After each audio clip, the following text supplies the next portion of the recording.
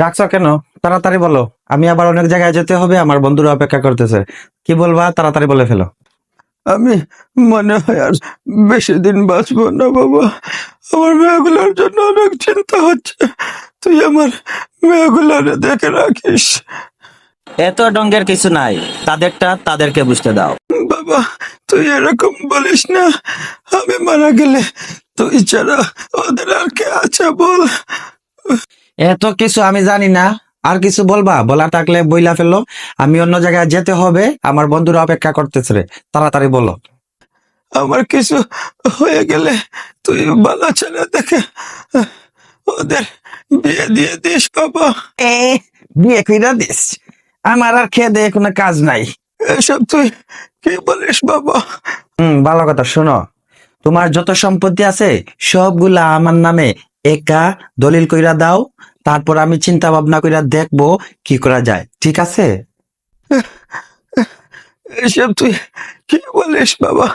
এই সম্পদে তো তোর বোনেদেরও হক আছে বাবা। শোনো, তুমি যদি তোমার সব সম্পত্তি আমার নামে একা লিখা দিয়া যাও, তাইলে আমি চিন্তা কইরা দেখবো না তাদের জন্য কি করা যায়, ঠিক আছে? এত কথার তো কোনো প্রয়োজন নাই। ঠিক আছে বাবা, এদিকে আমি সই করে দিচ্ছি। এই নাও, এই জায়গায় একটা সই কইরা দাও। এদিকে দে।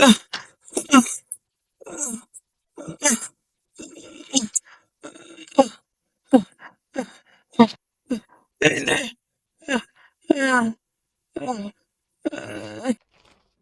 সই যখন কইরাই দিছো, এখন শান্তিতে মরতে পারো। আমি এখন যেতে হবে, আমার বন্ধুরা অপেক্ষা করতেছে, ঠিক আছে? তুমি থাকো, বাই, গেলাম। আল্লাহ, জীবনের শেষ সময়ে এসে আমাকে এই দিন দেখতে হলো। আজ আমি মৃত্যুপথ যাত্রী, কিন্তু আমার মুখে পানি দেওয়ার মতন কেউ নাই। আমার ছেলেটাকে মানুষ করতে পারলাম না। আহ, মারা যাওয়ার সময় আমি আপন কাউকে আমার কাছে পেলাম না।